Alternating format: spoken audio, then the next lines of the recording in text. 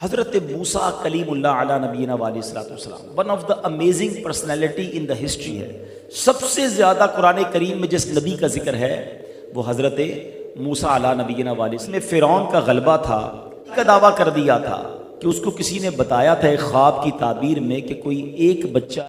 السلام علیکم دوستو، ویڈیو کو لاسٹ تک ضرور دیکھیں۔ حضرت موسیٰ کلیم اللہ علی نبینا علیہ الصلوۃ والسلام one of the amazing personality in the history of Islam. ایک ایسی شخصیت ہے کہ جن کے بارے میں جتنا پڑھیں عقل حیران ہو جاتی ہے۔ سب سے زیادہ قرآن کریم میں جس نبی کا ذکر ہے وہ حضرت موسیٰ علی نبینا علیہ الصلوۃ والسلام۔ آپ کی ولادت سے پہلے کا سینیریو کیا تھا ذرا سمجھیے گا حالات کو۔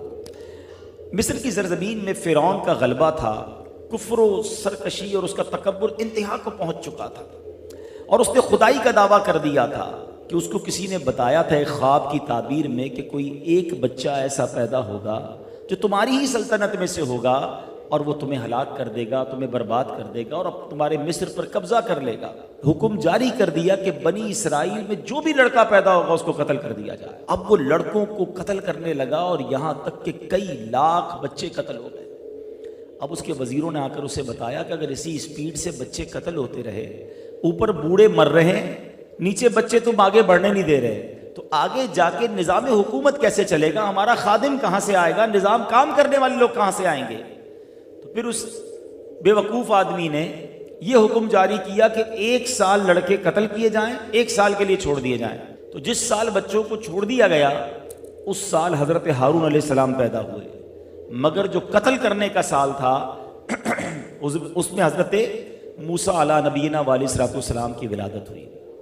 وہ کہتے ہیں نا، ہم سنتے ہیں جسے اللہ رکھے اسے کون چکھے۔ آپ کی والدہ کا نام تھا یوحانز اور آپ لاوی بن یعقوب کی نسل سے تھی۔ اللہ کریم نے خواب میں یا فرشتے کے ذریعے ان کے دل میں یہ الہام ڈال دیا کہ حضرت موسیٰ علیہ الصلوۃ والسلام کو تم دودھ پلاؤ، اگر ہمسایوں کو پتہ چل جائے اور وہ شکایت کریں فرعون کی طرف تو بے فکر ہو کر حضرت موسیٰ کو اپنے بیٹے کو دریائے نیل میں ڈال دینا، اور ہم اس کی جدائی کا غم نہ کرنا، ہم تمہارا بیٹا تمہاری طرف لوٹا دیں گے۔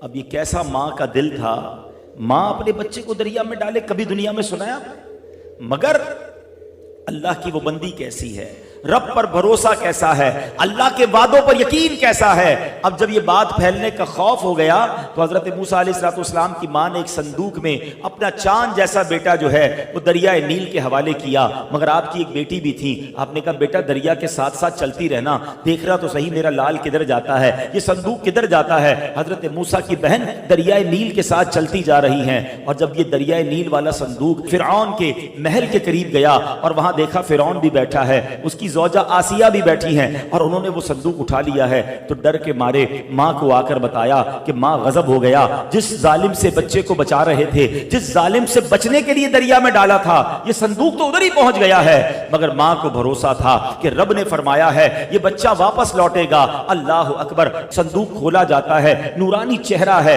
فرعون پہلے تو بہت خوش ہوا، مگر اب کیا کہتا ہے، کہیں یہ وہی لڑکا تو نہیں جو مجھے قتل کر دے گا؟ ارے یہ بھی تو چھوٹا بچہ ہے، یہ سال تو بچوں کے قتل کرنے کا ہے۔ اللہ اکبر، حضرت آسیہ جو فرعون کی زوجہ ضرور ہیں مگر اللہ والی ہیں، انبیاء کی نسل میں سے ہیں، فرعون کبھی انہیں چھو نہ سکا تھا۔ حضرت آسیہ کیا کہتی ہیں، دیکھو تو صحیح کتنا نورانی چہرہ ہے، اور یہ تو سال سے بڑا لگتا ہے، تم نے تو اس سال والے بچوں کو قتل کرنے کا کہا ہے نا۔ حضرت موسیٰ کی گروتھ بڑی اچھی تھی، آپ کی ہائٹ بڑی اچھی تھی، اور اب وہ کہتی ہیں یہ بچہ ہماری آنکھوں کا نور بنے گا۔ بہرحال فرعون کو کسی طرح اس نے راضی کر لیا، مگر یہ تو بچے کے دودھ پینے کی عمر ہے نا۔ اب بچے کو دودھ پلانے کے لیے آیا لائی گئیں، خواتین لائی گئیں، وہ کسی کا دودھ نہ پیے اور وہ رونا دھونا مچا رہے تھے۔ حضرت موسیٰ کے پاس ان کی بہن پہنچ گئیں اور وہ جا کے فرعون سے کہتی ہیں ایک خاتون کو میں جانتی ہوں، وہ بڑی پاکیزہ خاتون ہے اور مجھے امید ہے یہ بچہ ان کا دودھ پی لے گا۔ اب فرعون نے کہا کسی طرح کوئی ایسی عورت لاؤ